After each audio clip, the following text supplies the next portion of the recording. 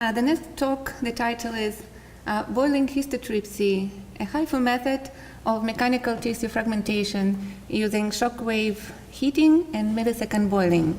And that's a collaborative work in between teams from Moscow State University and the University of Washington. And I'll try to, maybe if you give me a minute, I will need to run movies. And it doesn't want to show me here. I'll try to.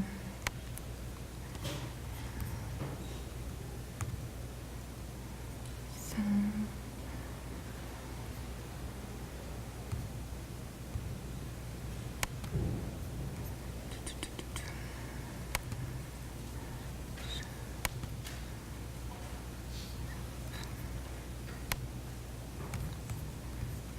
If somebody is experienced with Macintosh, I want to see the same on my screen as I see here.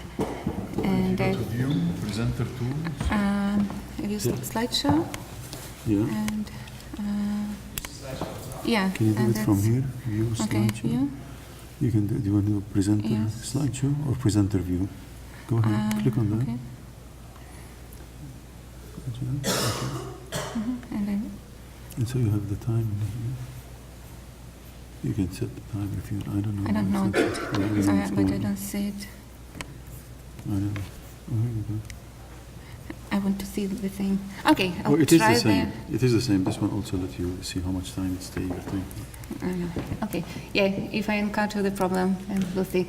So I just wanted to show that this new strategy of using HIFU, that was a collaboration in between two universities that far away from each other, is the University of Washington in Seattle and Moscow State University in Moscow, Russia. And as the whole team was involved in these studies. So the outline of my talk, I will give some very short introduction about HIFU, as the audience is very different. And then introduce a new approach that was developed in our team, a mechanical emulsification of fragmentation of tissue by HIFU. And we think it's a promising therapeutic effect of ultrasound. I will explain what are the mechanisms behind this new technology and its shockwave heating and millisecond boiling. Explain how can we control these mechanical and thermal effects and what are the physical mechanisms behind them, and then some conclusions. So a short introduction. High-intensity focused ultrasound is based on focusing an ultrasound beam extracorporeally transcutaneous through the skin and layers to the targeted zone using a coupling medium, and introduce the bioeffect localized in the area of about 1 to 2 millimeters width and 5 to 1 centimeter length. It's like a grain of rice. And the major effect which is introduced and used in HIFU is typically a thermal effect. The tissue is heated to the temperatures from 65 to 85 degrees and it leads to thermal denaturation. Typical frequencies used in HIFU are from 1 to 5 megahertz, but they can be low and higher depending on the depth where you want to go. The penetration depth can be from millimeters to about 10 centimeters. And the major bioeffect is heating, so it's thermal ablation. However, there are also mechanical effects in HIFU that can lead to tissue disruption, and usually they are related to cavitation or radiation force that also occurs at the focus of the ultrasound transducer. HIFU is already in clinical use for different indications. The most experience have been obtained for treating prostate tumors, either BPH or cancers. That's already for more than 20 years. And this is a typical device, the American device from Focus Surgery Company. And I think there is another name right now. And another generation that are already also in clinics, it combines MR and HIFU, and there are two clinical systems, Insightec and Philips, that are already in use, and they use multi-element arrays, while older systems they use single-element arrays, and ultrasound imaging can be involved, and or MR imaging can be involved of the procedure. So in our work, we didn't want to thermally ablate tissue. We wanted to emulsify or fragment it or liquefy it. It's like a remote blender inside the body. So there are two efforts that are currently undergo and they are developed by two teams. So one effort is the team from Michigan, and they are working on histotripsy already for a long time. They use short, microsecond long pulses of about 75 kilohertz frequency. So this is kind of the pulse with very high pressure. It's more than 80 megapascal in peak positive and more than 15 megapascal peak negative pressures, and very low duty cycle of about even lower than 1%, so that there is no heat buildup in tissue.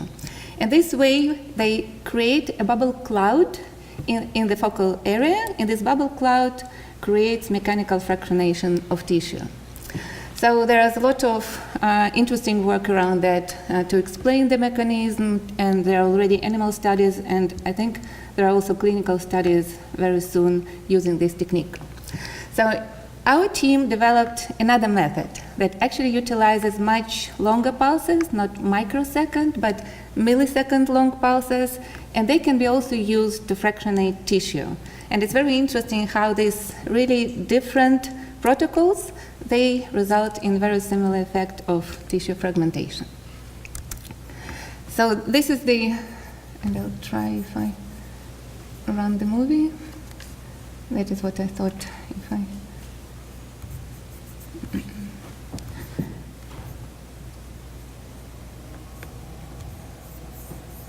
If I can put, oh, here it is. Okay. So this is our approach. If we use very high intensities, but intensities lower than the Michigan approach, it's sufficient that nonlinear acoustic propagation effects take place, and while acoustic waves propagate to the focus, the waveform is distorted, and in the focus we have a shock wave. Shock waves that are formed in the focal region of the high-intensity focused ultrasound transducer, they are very asymmetric. They have much higher peak positive pressure than the peak negative pressure, and a very sharp shock front that leads to enhanced heating. Shock waves, they heat tissue much more effectively than the harmonic waves of the same intensity. And the efficacy is about 10 times higher. And that would lead to the increase of temperature in the focal region to the boiling temperatures in milliseconds. Usually in HIFU, we heat up to 85 degrees in 1-2 seconds. Boiling may occur in 4 seconds. And now we can heat in milliseconds using waves of the same intensity. And heating by shocks, there is a lot of interesting physics around it. The heating rate is proportional to the shock amplitude cubed, not to the quadratic as in the harmonic wave.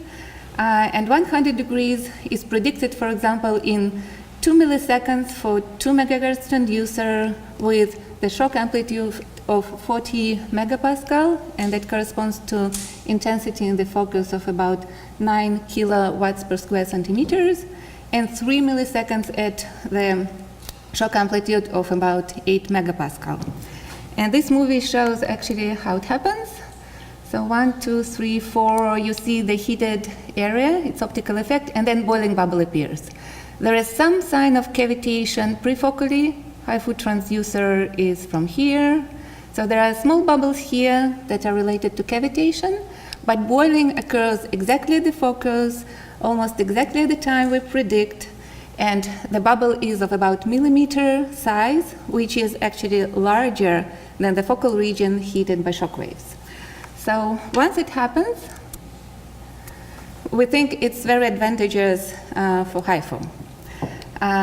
For example, what is the advantage of using this kind of waves and using pulsing schemes instead of CW schemes that are usually used for HIFU?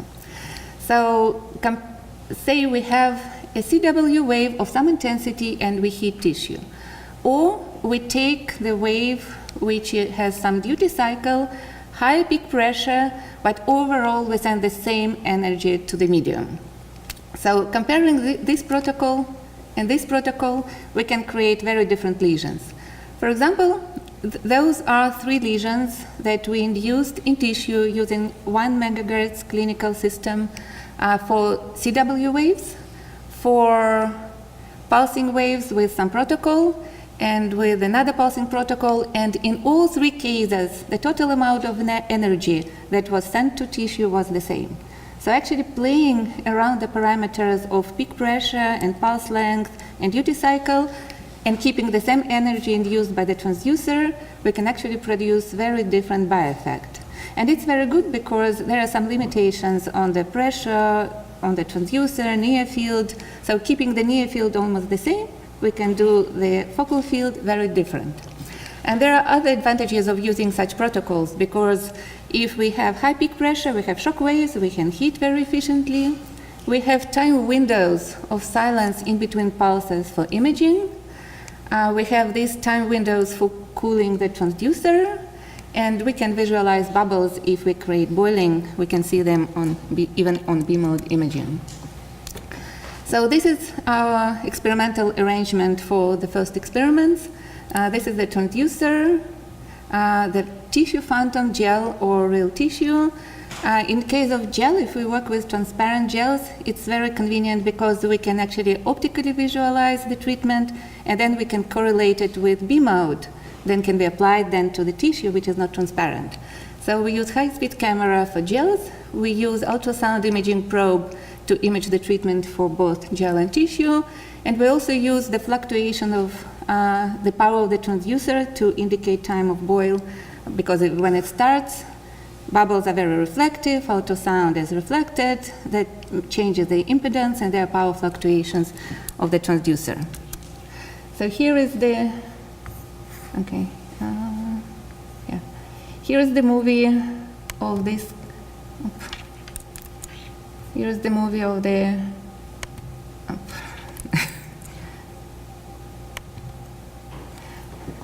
of this pulsing scheme in the transparent gel. This is B-mode imaging, and this is the image obtained using high-speed camera. So we can see that bubbles are created very repeatedly in the focal area, and we can see the treated area on B-mode. And this is just the needle to show the scale of the image. Now we go to tissue, and those are typical boiling histotrypsy lesion that we can create in tissue. There is no thermal effect. Actually, the content of the tissue is a liquefied tissue. There are no thermal, no heating, no denatured proteins. The protocol was 10 millisecond on, 1 Hertz PRF, which corresponds to about 1% duty cycle, and we sent 50 pulses to each location, and you see that the shape, the size, and the position of the lesion is very repeatable, and everything is very, they all look about the same. So we observed tissue damaged that included repeatable voids filled with fragmented liquefied tissue. And this is the axial cut, and this is the transverse cut of this sample where we work. Again, with B-mode, we can actually see what we do.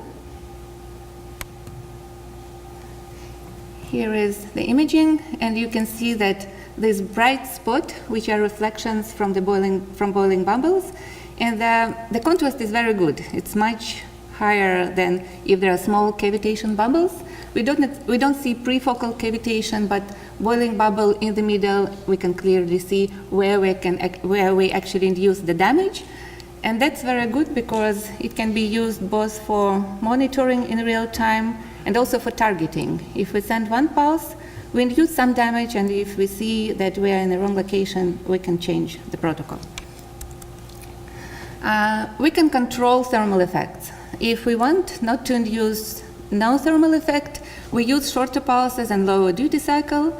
If we increase the pulse length or increase duty cycle, we turn from completely liquefied lesions to actually thermal lesions with vaporized cavity. It's very typical shape of hypho lesion when boiling starts in the middle. So we can control thermal and mechanical effects by playing with parameters of the pulsing scheme. it was interesting to see like, what are the mechanism, like why it happens. So what we found that we can do this we can employ this strategy only if we have a shock wave in the focus and if boiling occurs. So if boiling occurs but there are no shock waves, boiling occurs too late and we have a thermal effect. If there are no shock waves, there is no enhanced heating, boiling happens too late and we cannot do emulsification. But when we have strong shock wave and millisecond boiling, we can actually liquefy tissue. When we don't have a shock wave, this is green, there is no effect.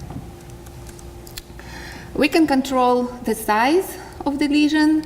So if we want a bigger lesion, we can use lower frequency. If we go to high frequency, the focal spot is smaller, the bubble is smaller, and the liquefied lesion is also small. So it's possible to control the size of the lesion. Here is the example of how we worked with the clinical YDME machine. It's a 1 megahertz array machine with also there is a B-mode imaging there. And we had a sample. This is the transducer. And here are the lesions that we obtained with different parameters similar to the case I showed before. We can introduce the thermal lesion. We can introduce mechanically emulsified lesion, and we can use, there is some thermal effect here.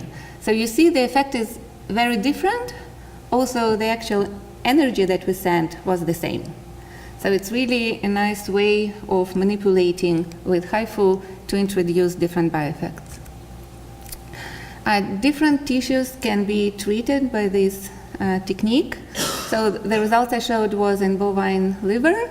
This is a porcine kidney. So we can actually treat close to the surface. We can treat through the inhomogeneous part of the kidney and introduce similar lesions. So in this way it was close to the surface, in this way it was deep in tissue. The results were tested and confirmed in 2 animal models. We did emulsification fragmentation of tumors in the mouse model, and also we worked with pigs with liver and with kidney and introduced lesion in vivo, and it worked very similar way. And it's very good because then in vitro studies can be used to develop the protocols and then apply them in vivo. We did histology, and histology showed really that there is no thermal effect. And the nice thing was that the border in between intact and damaged tissue was even sharper than in HIFU treatments. So this border was really very sharp, just like about 1 cell.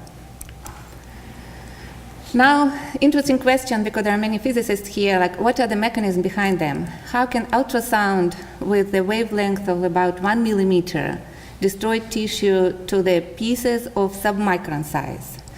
So our first idea was like, if we create boiling, there are not too many nuclei in tissue, so the tissue may be overheated over 100 degrees. And then when boiling starts, it works like explosive boiling and then can tear tissue. That can be a mechanism, but it cannot do submicron size pieces. So another mechanism supposed and studied in our group and in Michigan and Moscow was that the shock wave, when it reflects from the bubble serves as a free surface, and so the acoustic wave changes its polarity. And a very high peak positive pressure turns to peak negative pressure. So when the incoming wave is reflected from the bubble, there is a very high negative pressure close to the surface. And this very high peak negative pressure can tear the tissue.